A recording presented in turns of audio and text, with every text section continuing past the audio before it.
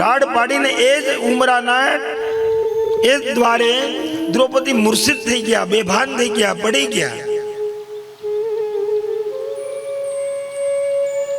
દ્રૌપદીની રાડ સાંભળીને પાંચેય પાંડવો, કૃષ્ણ, સુભદ્રા, કુંતા, ભૈબા બધાએ ધોટ મૂકી છે. અર્જુન આવીને જુએ છે તો પાંચેય બાળકોના કેવલ ધડ પડ્યા છે, મસ્તક નથી. કૃષ્ણએ દ્રૌપદીના બંને હાથ પકડીને દ્રૌપદીને ઊભા કર્યા છે. આજ દ્રૌપદી હૈયા ફાટ રડે છે, રુદન કરે છે. હે કૃષ્ણ, કોઈ આ અધમ કૃત્ય કર્યું છે? જુઓ તો ખરા, આજે એક સાથે મારા પાંચ બાળકોના કોઈ માથા કાપીને લઈ ગયું, ખાલી ધડ પડ્યા છે. દ્રૌપદી વિલાપ કરે છે, દોટ મૂકી છે, ધડને બધ ભરી લીધી છે. હે કૃષ્ણ, મસ્તક નદીને મારે કયા બાળકને કયા નામથી બોલાવવો એ પણ મને ખબર નથી. અરે હું શોક કરું, વિલાપ કરું, રુદન કરું તો કયું ધડ કયા બાળકનું છે એ પણ મને ખબર નથી. અર્જુન આજે સ્તબ્ધ રહી ગયો છે. વિચાર કરો, આ કેવડું દુઃખ હશે. જે માતાએ જે બાળકને જન્મ આપ્યા છે એ માતાના પાંચ બાળકોને આજે એક સાથે અસ્વસ્થામાં એ મૃત્યુને ઘાટ ઉતાર્યા છે.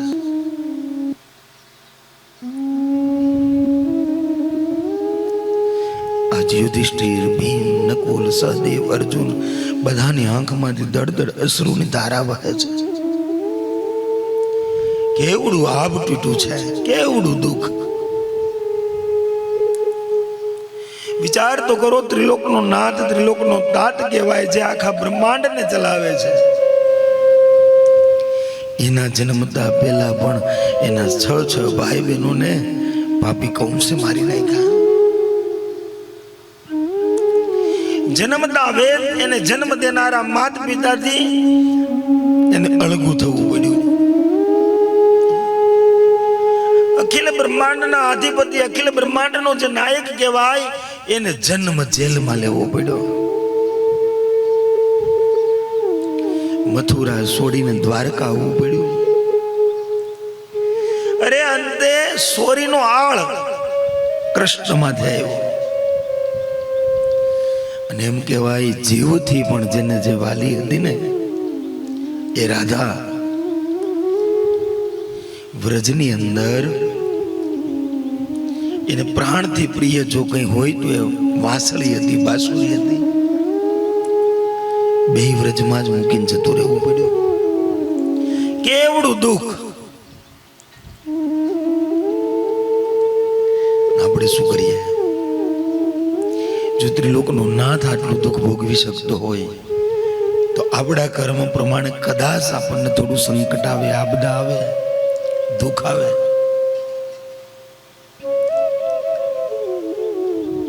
તરત હારી જઈએ, ડરી જઈએ.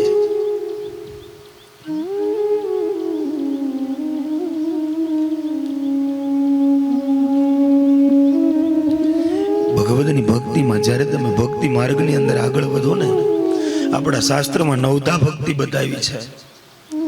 આ તમે અહીંયા બેઠા બેઠા શ્રવણ કરો ને એ પણ એક ભક્તિ છે. શ્રવણ, સંકીર્તન, તમે જે કીર્તન કરો એ પણ એક ભક્તિ છે. નૃત્ય, ભગવાનના કીર્તન ચાલતા હોય ને આપણે થોડું નાચીએ એ પણ એક ભક્તિનો ભાવ છે. હું તો કહું, હાલતા ચાલતા બેઠતા કામ કરતા કરતા જેટલું પ્રભુ સ્મરણ થાય ને એટલું કરી લેવું જોઈએ. 21,600 શ્વાસા, એમાંથી કેવલ 600 શ્વાસા જ આપણા માટે છે. 21,000 શ્વાસા આપણે પરમાર્થ માટે વાપરવી જોઈએ. 21,000 શ્વાસામાં આપણે પ્રભુ ચિંતન સ્મરણ કરવું જોઈએ. આપણે 600 શ્વાસા એ પ્રભુ કાર્યમાં વાપરતા.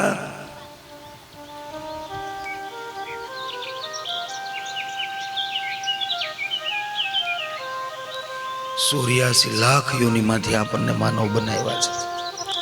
21 લાખ નભસર, 21 લાખ ભૂસર, 21 લાખ જળસર, 84 લાખ યોનિ પદે ને ત્યારે માનવ યોનિમાં જન્મ મળે. અને એ જન્મ મળ્યા પછી પણ જો આપણે ભક્તિ ન કરી શકીએ, પાદ સેવનમ, વડીલોની સેવા કરવી, સદગુરુની સેવા કરવી, બ્રાહ્મણની સેવા કરવી, સેવા પરમો ધર્મ. અને આમાં નરસિંહ મહેતા જે પદમાં કહી ગયા ને કે વૈષ્ણવ જનતું હોય એને કહીએ જે પીડ પરાઈ જાણે રે. આપણો સ્વભાવ કેવો થઈ ગયો? કોઈના દુઃખને જોઈને જેથી તમને રાજીપો થવા મળે ને, કોઈ હેઠો પડે ને તમને ઉત્સાહ જાગે ને, ત્યારે સમજવાનું કે તમારી ઉપર કળિયુગ સવાર છે. તમે ભગવાનથી અતિ દૂર છો તો જ તમને કોકની પીડામાં, દુઃખમાં ઉત્સાહ આવે. પણ જેથી બીજાની પીડા જોઈ અને તમને દુઃખ થવા મળે અને એ પીડાને દૂર કરવાનો તમે પ્રયાસ કરવા મળો ને, ત્યારે સમજવાનું કે હવે હું ભગવદની એકદમ નજીક આવી ગયો છું, ભગવાનની એકદમ નજીક આવી ગયો છું. એટલે નરસિંહ મહેતાએ કીધું કે સાચો વૈષ્ણવ કોણ છે? વૈષ્ણવ જન કોણ છે? જે પીડ પરાઈ જાણે રે. વૈષ્ણવ જન તો તેને કહીએ જે પીડ પરાઈ જાણે રે. વૈષ્ણવ જન તો તેને કહીએ, વૈષ્ણવ જન તો તેને કહીએ પીડ પરાઈ જાણે રે. વૈષ્ણવ જન તો તેને કહીએ પર દુખે ઉપકાર કરે તોય મન અભિમાન આણે રે. વૈષ્ણવ જન તો તેને કહીએ પર દુખે ઉપકાર કરે તો મન અભિમાન આણે રે. વૈષ્ણવ જન તો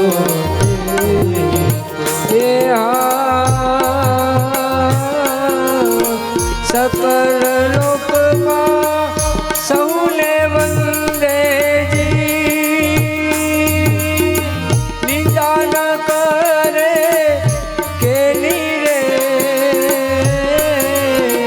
શ્વાસ કાશ મન નિસન રાખે ધન ધન જનની પેની રે.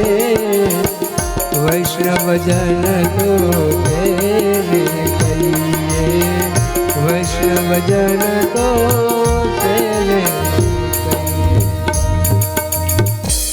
પર દુખે ઉપકાર કરી નિંદાન કરે.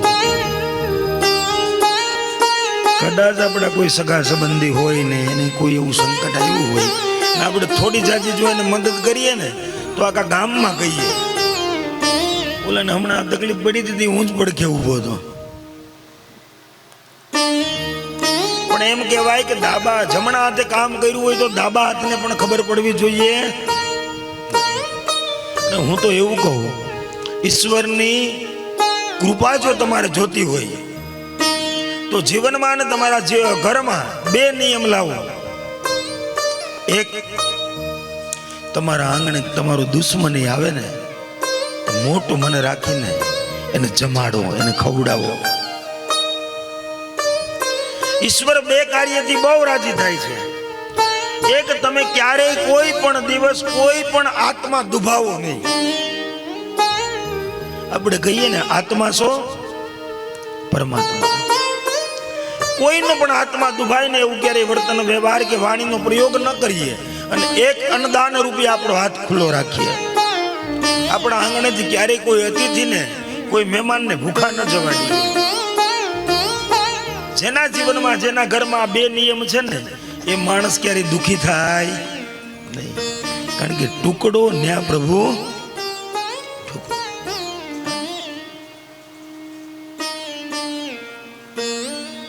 આપણે હાલતા ચાલતા ઘણા તો આ પ્રાણીઓને મુકતા નથી.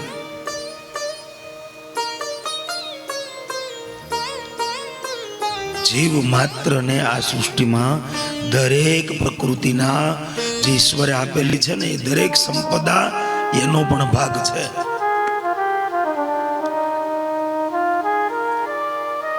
આપણે બુદ્ધિ આપી એટલે આપણે બધું આપણું કરી લીધું છે. બે નિયમ જીવનમાં લાવો, જેને આને નિયમ કાયમિક રહેવો જોઈએ, નિયમ તૂટવો ન જોઈએ.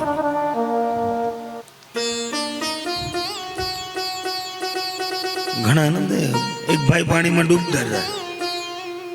હવે પાણીમાં ડૂબતા હતા ને એટલે કે ભગવાન શિવને કે હું તમારો ભક્ત છું, તમે મને બસાવો. એટલે હવે ભગવાન મહાદેવ સમાધિમાં હોય, બિચારા ઊભા થાય, નંદી ઉપર બેસે ને હાલતા થાય, એ પહેલા તો એને ફેરવી નાખ્યું. હે ભગવાન વિષ્ણુ, હું તમને તમારા મંદિરે આવતો, તમારો ભક્ત છું, મને બસાવો.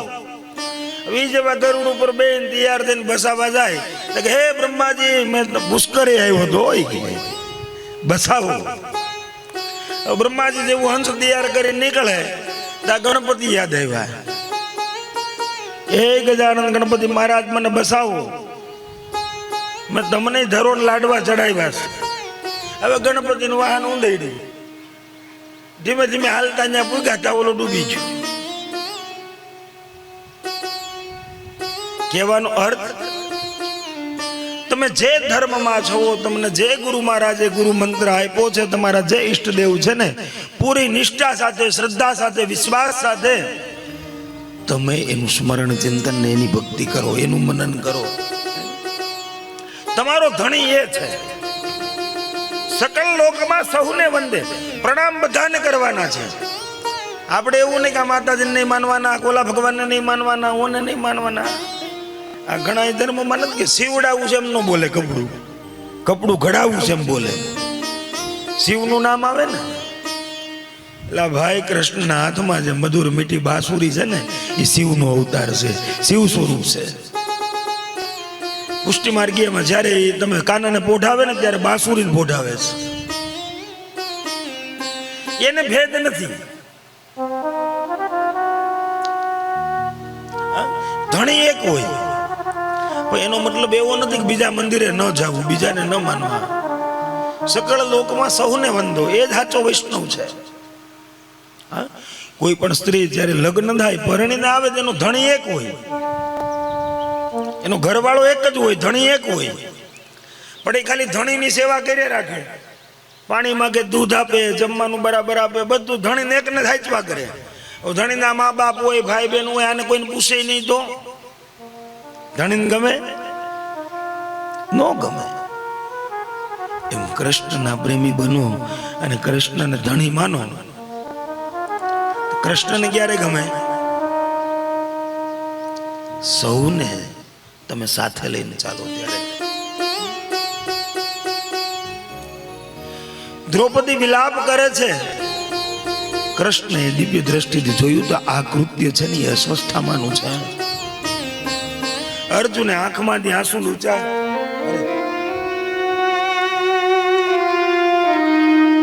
પ્રતિજ્ઞા લીધી છે કે મારા સંતાનોના જેને ધડથી મસ્તક જુદા કર્યા છે, જ્યાં સુધી હું એનું મસ્તક ધડથી જુદું ન કરું ત્યાં સુધી હું અનજળનો ત્યાગ કરું છું.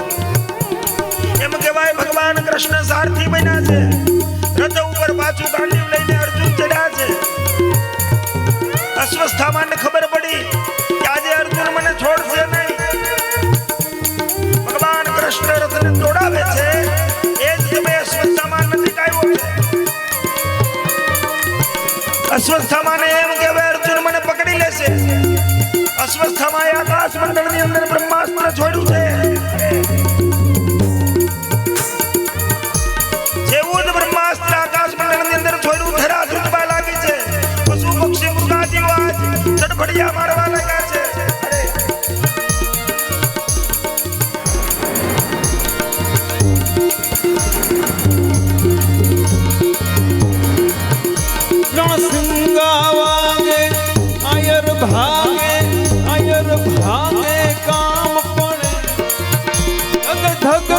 धरती होत फरती ना उसरती ते मैदाने मरवा सद उसरवा मरद कसंगल रंग सड़े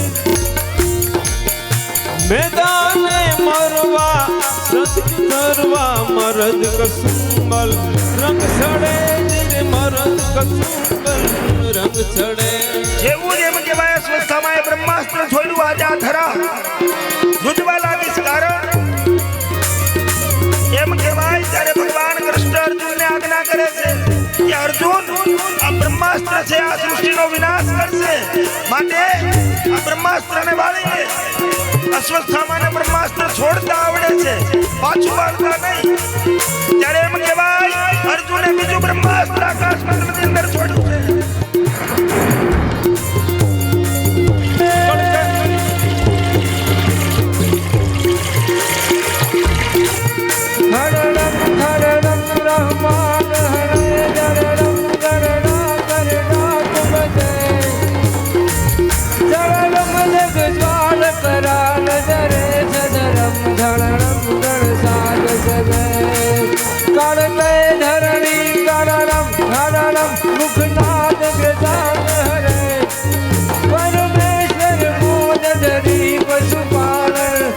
પ્રજાજન નાશ કરે કામ પ્રજાજન નાશ કરે જેવું જેમ કહેવાય બીજું બ્રહ્માસ્ત્ર અર્જુને છોડ્યું આકાશ મંડળની અંદર બંને બ્રહ્માસ્ત્રો ધડાણા કડકે ધરણી કાણણ હરણ મુખનાથ પ્રમાણ મહી હલે ધધકે નત દોમ ધમાકટ ધાધિક ધીરજ મેર હટે સૌ ભાટ જુડુવત નોવત નોમત હટ હરંગત ભે હરે પરમેશ્વર મોદ ધરી બસ પાલન કામ પ્રજારણ નાશ કરે નિર્કામ પ્રજારણ એ જ સમયે એમ કહેવાય બંને બ્રહ્માસ્ત્રને અર્જુને વાળી લીધા છે આગળ આગળ અસ્વસ્થામાં દોડે છે એમ કહેવાય મ્યાનમાંથી તલવાર કાઢી એક જ ખડકના પ્રહારથી અસ્વસ્થામાં મસ્તક ધરતી જુદું કરે એ જ સમયે કૃષ્ણે અર્જુનને રોક્યો છે હા પાર્થ તારો દોષી છે ને એની કરતા વધારે આ પાંચાલીનો દોષી છે દ્રૌપદીનો દોષી છે માટે આને સજા પાંચાલી કરશે દ્રૌપદી કરશે તું આને મારમાં એમ કહેવાય અસ્વસ્થામાં આગળ દોડતો જાય છે અર્જુને એક જ મુક્કાથી પ્રહાર કરી અસ્વસ્થામાને પછાડી દીધો છે અસ્વસ્થામાના બંને હાથ બાંધી રથની પાછળ ઢવડીને અસ્વસ્થામાને પાંચાલીની પાસે લઈ આવે છે પાંચાલી શોકમાં છે પાંચ પુત્રોનો માર્દલ અસ્વસ્થામાં એની સામેથી ચાલ્યો આવે છે જેવો જ એને અસ્વસ્થામાને જોયો ને એટલે દ્રૌપદી ઊભા થઈ ગયા શું કીધું મુચ્યધામ મુચ્યધામ બે વખત દ્રૌપદી બોલ્યા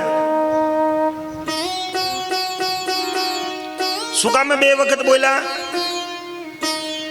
મુચ્યધામ મુચ્યધામ કે હે અર્જુન તમે અસ્વસ્થામાને છોડી દો બે વાર એટલા માટે બોલ્યા કે મેં નક્કી કરી લીધું છે કે અસ્વસ્થામાને સજા નથી આપવાની એને છોડી જ દેવાનો છે કારણ તો કે પહેલું તો એ બ્રાહ્મણ છે બ્રહ્મ દ્વેષે કુલક્ષયે જો બ્રાહ્મણનો દ્વેષ કરવામાં આવે તો કુળનો નાશ થાય જો બ્રાહ્મણનું અપમાન કરવામાં આવે બ્રાહ્મણને મારવામાં આવે બ્રહ્મ દ્વેષે કુલક્ષયે તો આપણા કુળનો નાશ થાય માટે હે અર્જુન તમે અસ્વસ્થામાને છોડી દો અર્જુન કહે છે કે પાંચાલી આણે આપણા પાંચ પુત્રોને માર્યા છે ગમે તેમ હોય પાર્થ આપણા ગુરુનો પુત્ર છે જો પાંચ પાંડવો પણ બ્રાહ્મણનો દ્વેષ ન કરતા હોય આટલું અઘોર કૃત્ય કર્યા પછી તો જીવનમાં આપણે ક્યારેય પણ બ્રહ્મ દ્વેષ કરવો જોઈએ ભલે આપી ન શકીએ તો કઈ નહીં છેટેથી વંદન ન કરીએ તો બી કઈ નહીં પણ એનું દિલ દુભાય, એનો આત્મા દુભાય એવું ક્યારે આપણે વર્તન વ્યવહાર ન કરવો જોઈએ. આપણા ગુરુનું સંતાન છે, અત્યારે આપણે ગુરુ માતાની સેવા કરવા માટે કોઈ નથી. જો આપણે અસ્વસ્થામાને મૃત્યુદંડ આપશું તો આપણા ગુરુ માતા એકલા પડી જશે.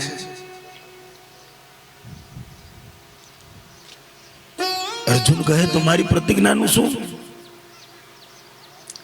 કૃષ્ણએ વચ્ચેનો રસ્તો કાઢ્યો છે કે બ્રાહ્મણનો જીવ એની શિખામાં હોય, છોટીમાં કે એની શિખા કાપી લ્યો. અસ્વસ્થામાના મસ્તક ઉપર મણી હતી, અર્જુને કટારથી એ મણી ઉતારી લીધી. ઘોર અપમાનિત કરીને અસ્વસ્થામાને છોડી દીધો છે. કોઈ ઇજ્જતદાર વ્યક્તિ હોય ને એનું અપમાન થાય તો એ મરા બરાબર છે.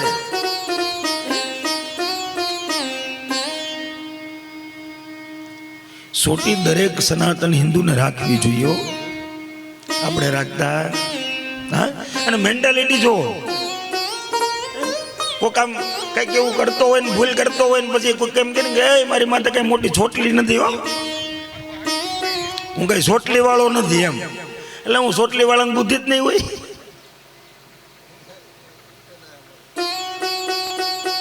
આ મેન્ટાલિટી આપણી. દરેક તમે સત્કર્મ કરો ને તો તમારી પાસે 4 ગાંઠ હોવી જોઈએ. કેટલી? 4 ગાંઠ હોય તો જ તમને યજ્ઞમાં બેસવાનો, પૂજામાં બેસવાનો અધિકાર મળે છે. અત્યારે બહેનો હોય તો એ ડ્રેસ પહેરીને બેસી જાય, જીન્સ પેન્ટ ટી શર્ટ પહેરીને બેસી જાય, ભાઈઓ કપડાં પહેરીને બેસી જાય, જીન્સ પહેરીને બેસી જાય. દેવો ભૂતવામ યજત દેહે. જેનું તમારે કાર્ય કરવું છે ને એની જેવું થવું પડે. દેવો ભૂતવામ યજત દેહે. દેવ કાર્ય કરવા માટે તમારે દેવ જેવું થવું પડે. 4 ગાંઠ. પહેલી સોટી હોવી જોઈએ ને શિખાને ગાંઠ મારેલી હોવી જોઈએ. બીજી ધોતી પહેરેલી હોવી જોઈએ ને ધોતીને પણ ગાંઠ હોવી જોઈએ. ત્રીજી જનોઈ પહેરેલી હોવી જોઈએ, જનોઈની ગાંઠ. અને ચોથી જો અહીં પોથી છે એ પોથીની ગાંઠ. ગમે એટલું મોઢે આવડતું હોય પણ ભાગવતજી પધરાવ્યા વગર કઈ થાય? પોથીની ગાંઠ. આ 4 ગાંઠ હોય ને ત્યારે તમને પૂજા કરવાનો અધિકાર મળે, યજ્ઞમાં બેસવાનો અધિકાર મળે. હવે નથી માથામાં સોટી રાખતા, નથી ધોતી પહેરતા અને આપણે કહીએ યજ્ઞ કરવો છે. અને હા, પૂજા કરવાની હોય ને તો આગલા દિવસથી નિયમો પાળવા જોઈએ. તમારે કાલ યજ્ઞ કરવો છે તો આજથી ગાજર, મૂળા, ડુંગળી, લસણ આ બધા કંદમૂળ ખાવાનું બંધ કરી દેવું જોઈએ. બાલ, દાઢી, નખ આ કરાવાય નહીં. આગલે દિવસે રાત્રે ભોંય પથારીએ સૂવું જોઈએ, બ્રહ્મચર્ય પાળવું જોઈએ. તમારી શરીરની પૂર્ણ પવિત્રતાને તમારે જાળવવી પડે. તમે જેટલા પવિત્ર મનથી, પવિત્ર કાયાથી, પવિત્ર વિચારોથી, જેવા ભાવથી, યાદૃશિર ભાવના ત્રાદૃશિર ફલમ. જે ભાવનાથી તમે કર્મ કરવા બેસો ને એવું જ કર્મનું ફળ તમને ઈશ્વર આપે છે. ઘણા ભક્તોને એમ થાય કે દાદા અમે આટલા યજ્ઞ કર્યા, આટલું આમ કર્યું, પણ હજી કઈ અમને કઈ ફેર નથી. પણ ભલામણા તમારા કુકર્મનો ખાડો જેવડો હોય કે એમાં 1 તગારું માટી નાખવાથી કઈ થાય? એમાં આખા ટ્રેક્ટરની લારી ઠલવી. પણ હા, તમને ખબર નથી એ યજ્ઞનું ફળ મળ્યું જ છે, પણ કદાચ તમારી માટે કોઈ મોટી આપદા આવવાની હોય, કોઈ મોટા વિઘ્નો આવવાના હોય, મોટા સંકટો આવવાના હોય, તો એ સત્કર્મના કારણે કદાચ તમે એનાથી બચી ગયા તો તમને શું ખબર છે? ભાલાના ઘા કાંટા બરાબર થઈને નીકળી ગયા હોય તો આપણને શું ખબર છે? આપણને ખાલી કાંટો વાગ્યો હોય ને તો એ દેખે કાંટો વાગ્યો. પણ ભાલું વાગવાનું હોય ને એની જગ્યાએ કાંટો લાગી નીકળી ગયું હોય તો રાજી થવું.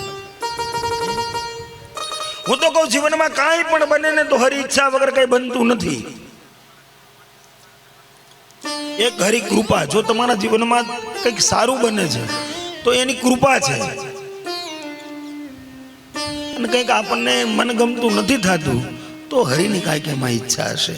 હરિ કૃપા વગર કે હરિ ઈચ્છા વગર આ જીવનમાં કંઈ થતું નથી. અસ્વસ્થામાનું અપમાન કરી અને મોકલો છે એટલે અસ્વસ્થામાંથી આ અપમાન સહન ન થયું. બીજા દિવસનો સવારનો સૂર્યોદય થયો એટલે ભગવાન કૃષ્ણ દ્વારકા જવા માટે નીકળે છે. એક પગ રથના પયા ઉપર છે, પગથિયા ઉપર, અને બીજો પગ પૃથ્વી ઉપર છે.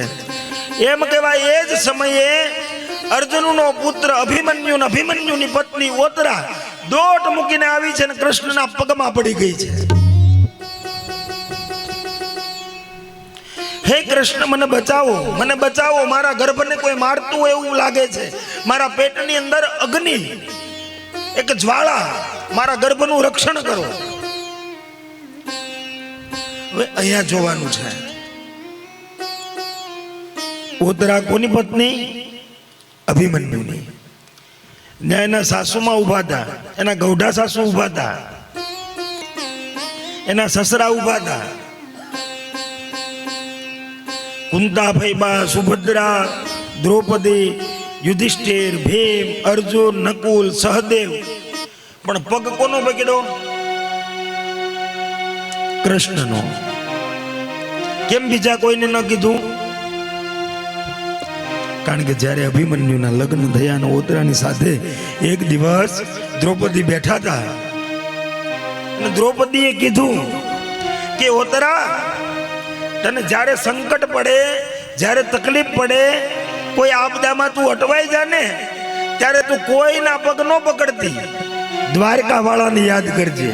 અરે કારણ એમ કહેવાય કે હસ્તિનાપુરની ભરી સભા હતી અને એ સભામાં કુલગુરુ કૃપાચાર્ય, ગુરુબર દ્રોણાચાર્ય, એમ કહેવાય થોડી જેની દાઢી થઈ ગઈ એવા પિતામાં ભીષ્મ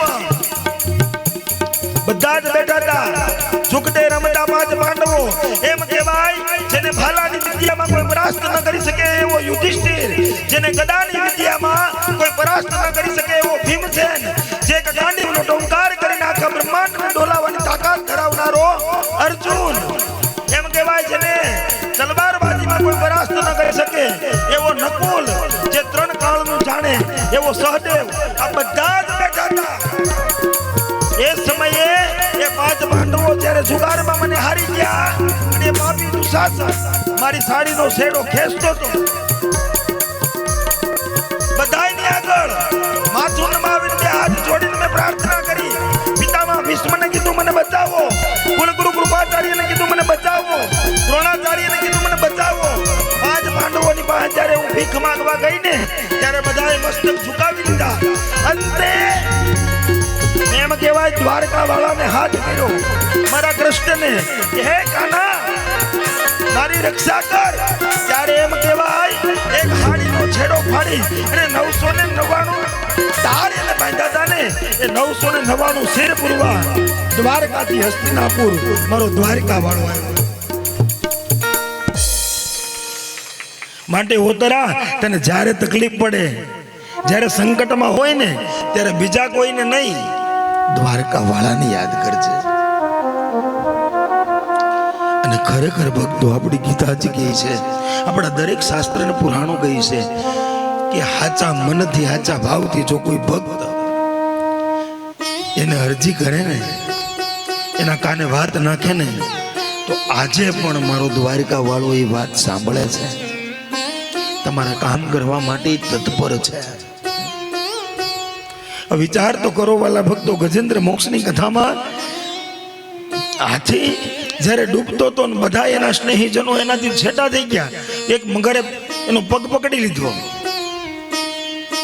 અંતે હરિને યાદ કર્યા ને, લક્ષ્મીજીએ પૂછ્યું કે પ્રભુ ક્યાં? તો કે હાથી. હા બોલાનતા વૈકુંઠમાં હતા અને થી બોલાનતા એ ગજેન્દ્રને મોક્ષ આપી દીધો. તો આટલો દયાળુ મારો ઈશ્વર છે, એની કૃપા અપાર છે.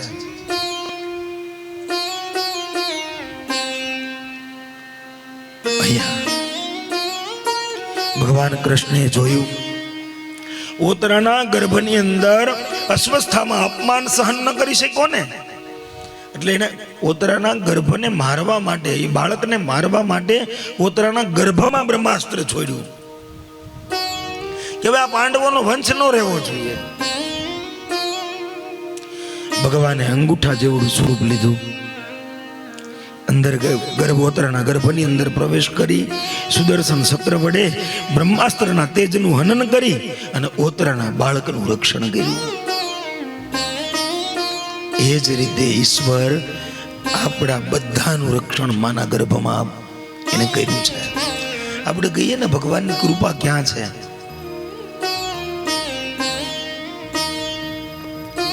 આપણને રમાડવા, જમાડવા, જીવાડવા, આપણું જતન કરવા, એ 9 મહિના આપણી સાથે રહ્યો જ છે, એમાં કોઈ સંશય નથી. પણ આપણે શું છે, બાળપણ છે એટલે જન્મમાં યાદ ન હોય એટલે ભૂલી જઈએ, અને હજી મર્યા નથી એટલે મૃત્યુનો ભય છે નહીં. એટલે મન ફાવે એમ જીવવાનું છે, મજા આવે તે ઉઠવાનું છે, મજા આવે એ ખાવાનું છે, મજા આવે એમ કરવાનું છે. કોઈ બીક છે?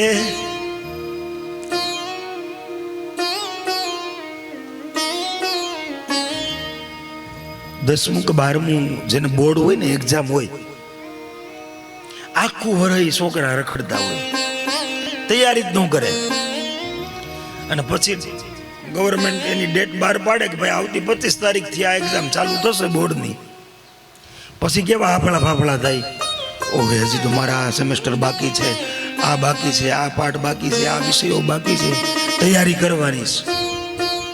પણ આખા વર્ષની તૈયારી 15 દીમાં થાય ખરી? નો થાય ને, ગમે એટલી મહેનત કરે તોય. અને આખું વર્ષ એને વાંચવા મન ન લગાડ્યું એનું 15 દી લાગે ખરું? જેને આદત જ નથી એને, એટલે એને શું લાગે? પરીક્ષાનો ડર લાગે. એમ જેમ 10મું કે 12મું હોય ને એની પરીક્ષા આવે ને વિદ્યાર્થીને ડર લાગે, એમ મૃત્યુ છે ને એ જીવનના અંતે લેવાતી પરીક્ષા છે. આખી જિંદગી તૈયારી નહીં કરી અને છેલ્લે મોત નજીક આમ દેખાતું હોય કે હવે હાળવું કાંઈ થાય એમ નથી, હવે 2 કિડની ફેલ થઈ ગઈ છે, કેન્સરના ગઠોડા થઈ ગયા છે, અને હવે ભક્તિ કરી લઈ થાય. આખી જિંદગીની તૈયારી બસ છેલ્લે મૃત્યુ સમયે થશે. પણ જે વિદ્યાર્થી આખું વર્ષ તૈયારી કરી હોય, બધું જ આવડતું હોય, એ વિદ્યાર્થીને પરીક્ષાનો ડર લાગે? એ તો પરીક્ષાની રાહ જુએ ક્યારે આ 10માની એક્ઝામ આવે, 12માની એક્ઝામ આપીને હું કોલેજમાં જાઉં. કારણ કે એને ભરોસો છે, એને વિશ્વાસ છે કે મને બધું આવડે છે. એમ જો આખી જિંદગી આપણે કૃષ્ણમય બન્યા હોય, આખું જીવન જો આપણે ભક્તિનો માર્ગ સાધ્યો હોય ને, તો મૃત્યુનો આપણને ભય ન સતાવે. મૃત્યુની રાહ જોઈએ કે ક્યારે હરિના તેડા આવે, ક્યારે મારો નાથ મને મળે, ક્યારે આ જીવનની યાત્રા પૂર્ણ કરી અને મારા બ્રહ્મમાં હું સમાઈ જાઉં. પણ કોને? નરસૈયો કહી શકે ભલું ભલું થયું ભાંગી જંજાળ, સુખે ભજશું શ્રી ગોપાલ.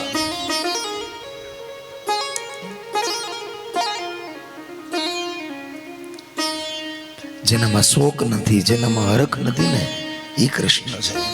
આપણે ત્યાં દીકરાનો જન્મ થાય તો આપણે રાજી થઈ જઈએ, પછી આપણે ત્યાં કોઈ સ્નેહીજન છે એનું મૃત્યુ થઈ જાય આપણે પાછા રોવા મળી. જે હરખ શોખથી ભર છે ને એ કૃષ્ણ છે.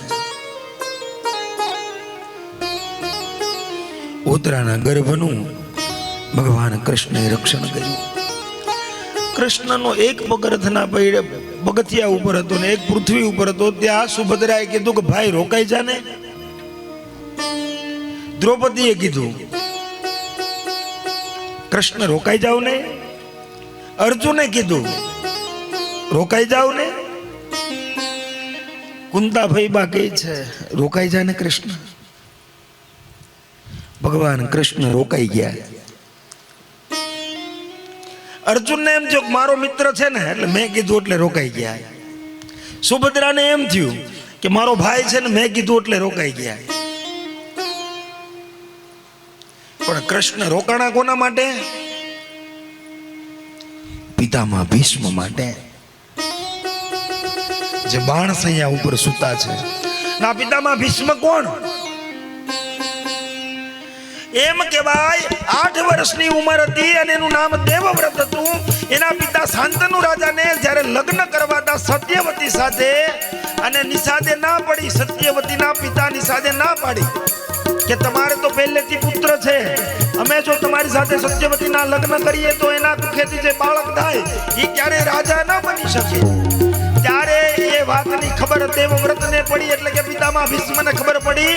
ત્યારે સત્યવતીના પિતાની પાસે, નિષાદની પાસે ગયા અને ભીષણ પ્રતિજ્ઞા કરી કે નિષાદ, જો તમે સત્યવતીના લગ્ન મારા પિતા શાંતનુ સાથે કરાવતા હોય ને તો હું આજ આ શાંતનુ પુત્ર દેવવ્રત ભીષણ પ્રતિજ્ઞા કરું છું કે આ પૃથ્વી રસાતળ જાય, આ સૂર્ય આસમાનમાં ઉગવાનું બંધ કરી દઈને ત્યારે મારું બ્રહ્મચર્ય તૂટે. હું આજથી ભીષણ પ્રતિજ્ઞા કરું છું કે હું ક્યારેય લગ્ન નહીં કરું. એ ભીષણ પ્રતિજ્ઞા કરવા થકી એ દેવવ્રતનું બીજું નામ પડ્યું પિતામહ ભીષ્મ. એને ક્યારેય લગ્ન કર્યા? પિતામહ ભીષ્મ કોણ હતા? વશિષ્ઠ મુનિના આશ્રમની અંદર કપિલા ગાય છે. પિતામહ ભીષ્મ છે ને, અષ્ટવસુ. વસુ એક યોની આવે. આપણે બધા શું કહેવાય? શું કહેવાય? માનવ કહેવાય ને. માનવ એક યોની છે. મનુષ્ય શું કામ કહેવાય? તો કે મનુ મહારાજ થકી આપણી ઉત્પત્તિ થઈ, એટલે મનુના અંશ એટલે આપણે મનુષ્ય થયા. આદમ અને ઈવ માંથી જે ઉત્પત્તિ થઈ એટલે આપણે આદમી કહેવાના. એમ યક્ષ આવે, ગંધર્વ આવે, કિન્નર આવે, એમ વસુ આવે. વસુ કેટલા? તો કે 8. 8 વસુ એક સમયે ક્રીડા કરતા હતા, અને એ ક્રીડા સમયે વશિષ્ઠ મુનિનું આગમન થયું, એટલે વશિષ્ઠ બાપજીનું અપમાન થયું. એટલે 8 વસુને એને શ્રાપ આપ્યો કે જાઓ તમે પૃથ્વી ઉપર માનવ યોનિમાં જન્મ લેશો. જેવો શ્રાપ આપ્યો ને વસુને, એટલે 7 વસુ તરત દોડીને વશિષ્ઠ બાપજીના શરણે થઈ ગયા. અમને અમારાથી અપરાધ થઈ ગયો, અમને ક્ષમા કરો. પણ 8મો જે વસુ હતો ને, દ્યો નામનો વસુ, દ્યો નામના વસુએ માફી ન માંગી. એટલે વશિષ્ઠ બાપજીએ બીજો શ્રાપ આપ્યો. ઓલા 7 વસુને કીધું કે જાઓ તમારે જન્મતા આવે તરત તમને મુક્તિ મળી જશે ને તમે તમારા વસુયોનીમાં આવી જશો. પણ જે 8મો વસુ આ દ્યો નામનો જે બેઠો છે ને, એને એ જન્મમાં પૃથ્વી ઉપર રહેવું પડશે, અને જે એની સ્ત્રી પત્ની સાથે હતો એટલે કે એને એ સમયે પત્નીના વિયોગમાં પણ એ જીવન વિતાવવું પડશે. એટલે 8મો જે વસુ થયો એ દ્યો નામનો વસુ થયો, એને લગ્નનું સુખ મળ્યું નહીં. 8 વસુ કોને ત્યાં જન્મ લીધો બાળક તરીકે? ગંગાને ત્યાં. ગંગાના જ્યારે લગ્ન થયા એટલે એને શરત મૂકી કે મારે ત્યાં જે કાંઈ હું કરું, જે કાંઈ પણ મને જેથી તમે રોકશો ટોકશો તેથી હું જતી રહી. બાળકનો જન્મ થાય એટલે ટોપલામાં મૂકીને ગંગામાં વહેતા પાણીમાં પ્રવાહમાં મૂકી દે. 7 બાળક આ રીતે એને મૂકી દીધા. એ કોણ? 7 વસુ. એને તરત મુક્તિ મળી ગઈ. અને 8મા બાળકને જેવા ગંગાજી એ જળમાં પ્રવાહ કરવા જતા હતા તે શાંતનુ રાજાએ રોક્યા. એટલે પિતામહ ભીષ્મને શાંતનુ રાજાને આપી અને ગંગાજી જતા રહ્યા. એમ કહેવાય 3 રથ તૈયાર કર્યા છે. આગળનો રથ ભગવાન કૃષ્ણનો છે, વચ્ચે મહારાજા યુધિષ્ઠિર છે, અને પાછળ અર્જુન ને કુંતા ફૈબા છે. પિતામહ ભીષ્મને મળવા આવ્યા છે. પિતામહ ભીષ્મનું માથું નીચે છે. પિતામહ ભીષ્મ અર્જુનને કહે છે કે મારું મસ્તક ઊંચું થાય ને એવા 2 તીર હજી માથામાં મારી દે ને. મસ્તક ઊંચું કરી અને કૃષ્ણ પિતામહ ભીષ્મના શરણની પગની હામાં ઊભા છે. મંદ મંદ હાસ્ય કરે છે.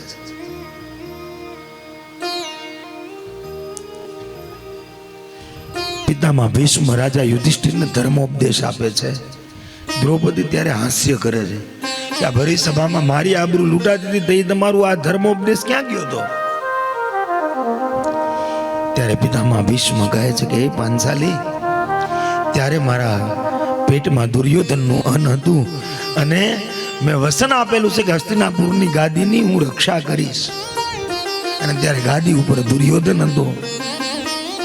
પણ આ અર્જુને એટલા બાણ માર્યા છે ને, દુર્યોધનનું જે કાંઈ પણ ખાધેલું હતું ને એનું જે આ રક્ત મારા શરીરમાં હતું ને એ રક્ત વહી ગયું.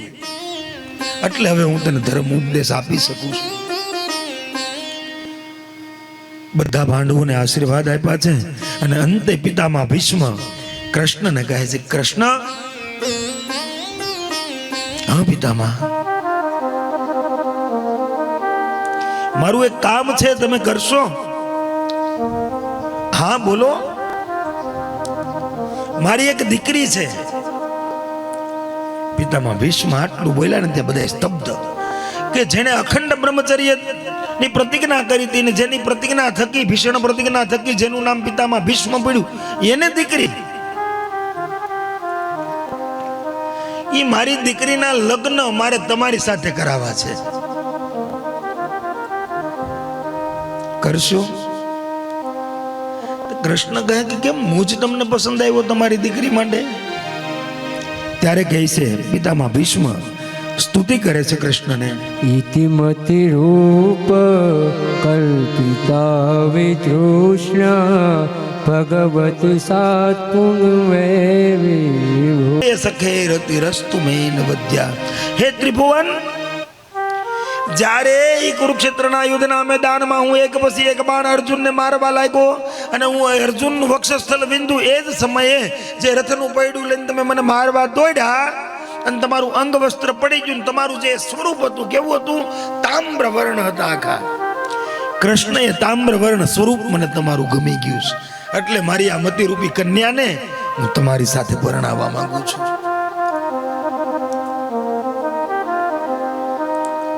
ભગવાન શ્રી કૃષ્ણની પિતામાં ભીષ્મએ સ્તુતિ કરી.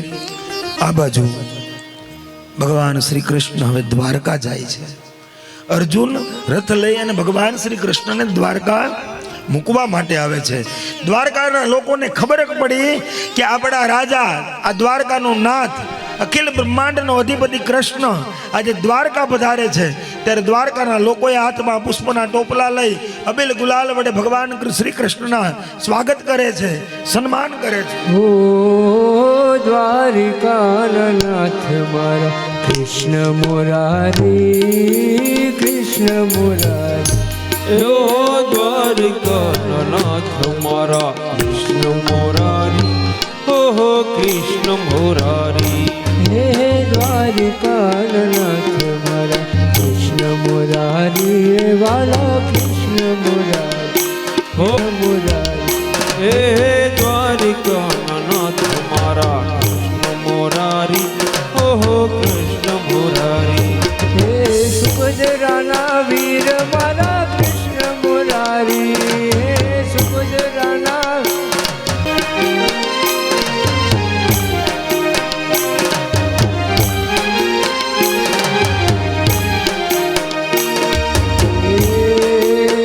સોમનાથ મહાદેવ સંગમાં બિરાજ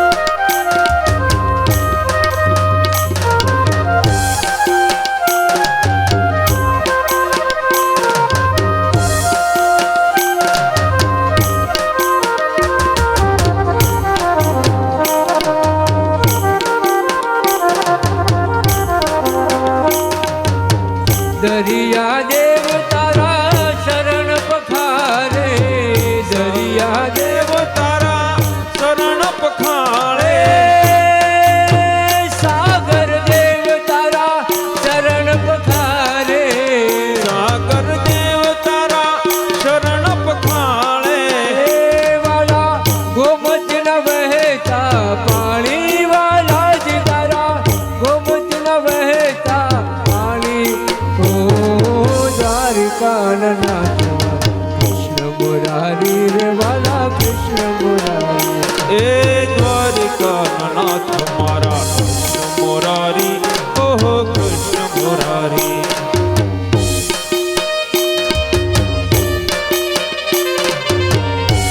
શ્રી રાધે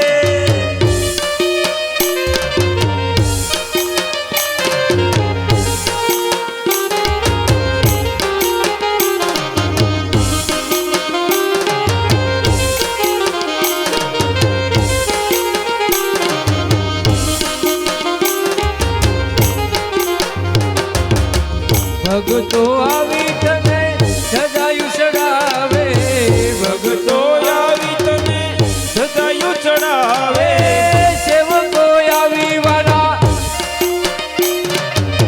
સેવકો આવી વાલા સદાયું ચડાવે સેવકો આવી વાલા સદાયું ચડાવે નમણું કરે નર નારી વાલા જ તને નમણું કરે નર નારી હે હો કૃષ્ણ મુરારી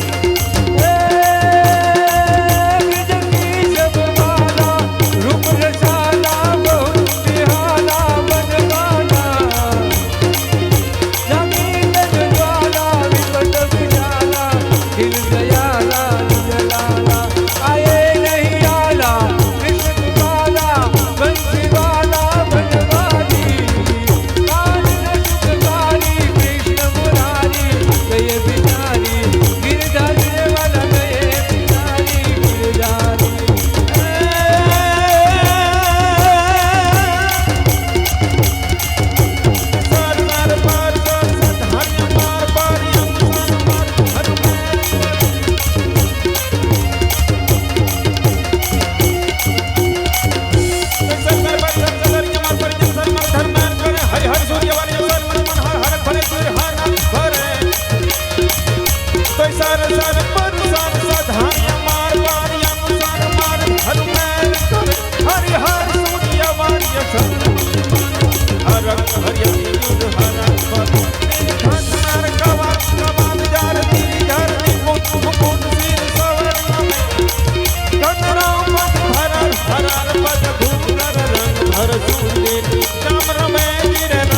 શ્યામ રમે ગિર રંગ ભરસૂની શ્યામ રમે બોલીએ દ્વારિકાધીશ કી જય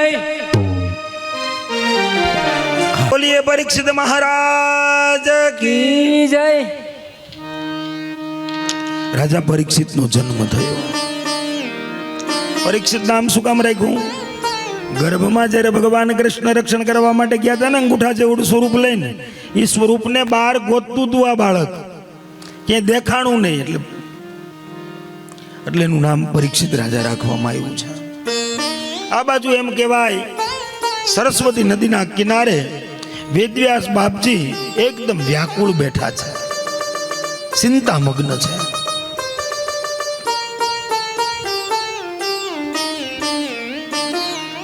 આટલા પુરાણો લખ્યા, વેદો લખ્યા, પણ હજી કંઈક ખૂટતું હોય ને એવું એને લાગે છે. દેવર્ષિ નારદ આવ્યા છે. એક શ્લોકી ભાગવત ભગવાન નારાયણે કોને આપ્યું? બ્રહ્માજીને. બ્રહ્માજીએ કોને આપ્યું? દેવર્ષિ નારદને. એ એક શ્લોકી ભાગવત આજે દેવર્ષિ નારદ શતશ્લોકી કરીને વેદવ્યાસ બાપજીને આપે છે. દેવર્ષિ નારદ કહે છે કે તમે બધા પુરાણો લખ્યા, પણ જે આ સૃષ્ટિનો પૂર્ણ પુરુષોત્તમ જે કહેવાય, પૂર્ણ અવતાર ભગવાન શ્રી કૃષ્ણ કહેવાય, એની હજી કથા તમે લખી નથી. આ ભાગવત છે ને એ 18 પુરાણોનું તિલક છે. એ 7 શ્લોકી ભાગવતમાંથી વેદવ્યાસ બાપજીએ 18,000 શ્લોકની રચના કરી.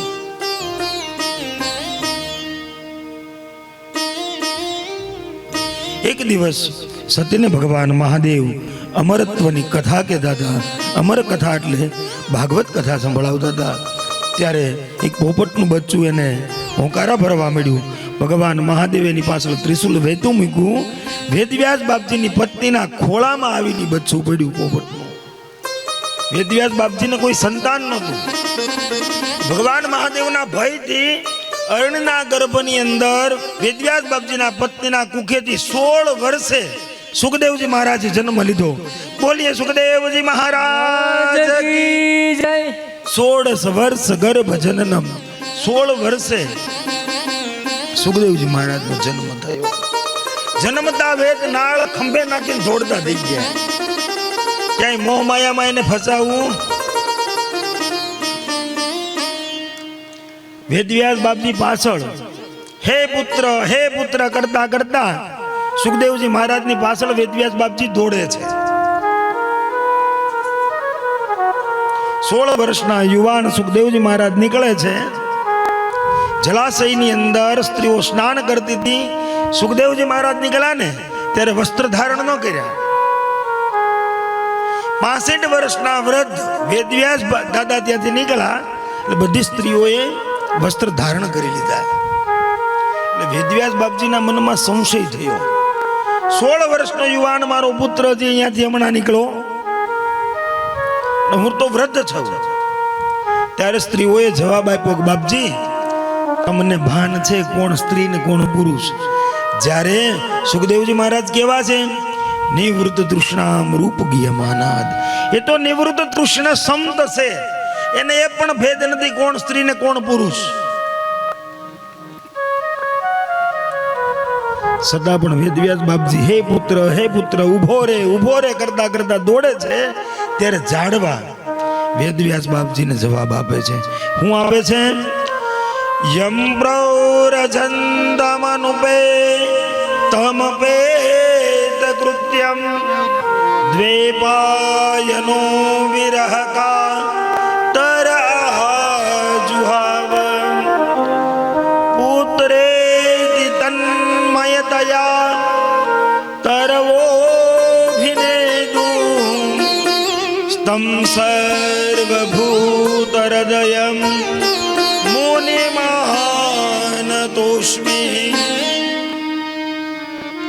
ઝાડવા કહી શકે બાપજી આ સુખદેવજી મહારાજનો જન્મ લોક કલ્યાણ માટે છે. એ કોઈ એકનો પુત્ર નથી,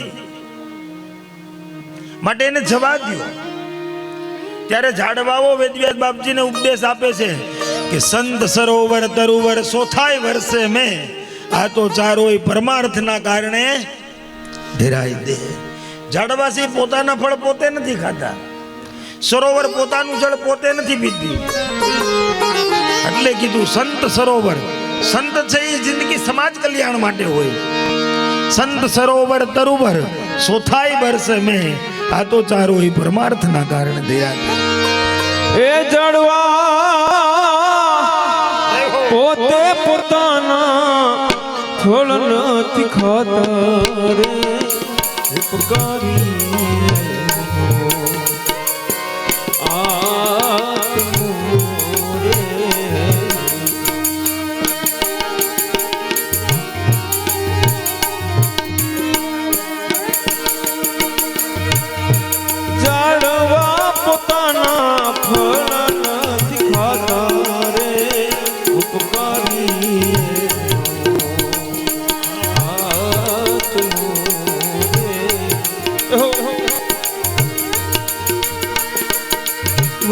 વનવગડામાં જાતી મુખે ઘાસ ચરતી રે. વનવગડામાં જાતી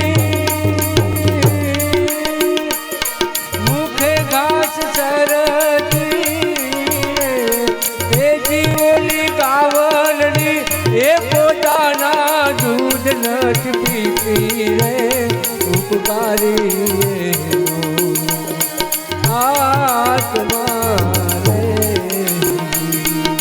હે ઉપકારી એના આત્મા રે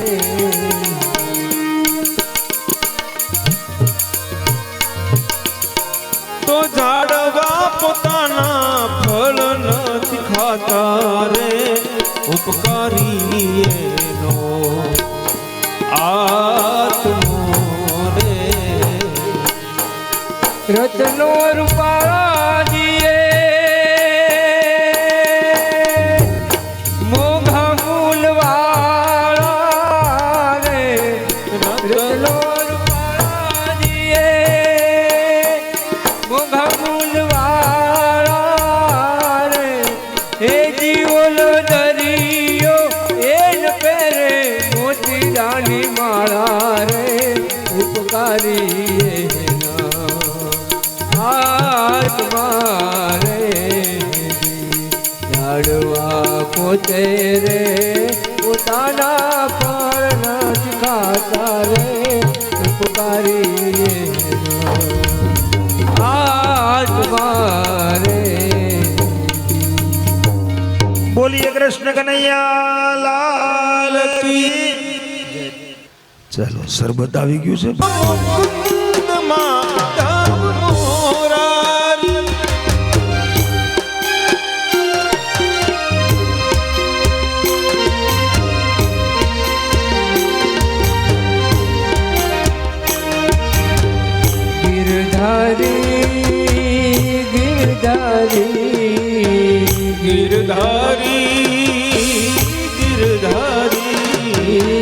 ગિરધારી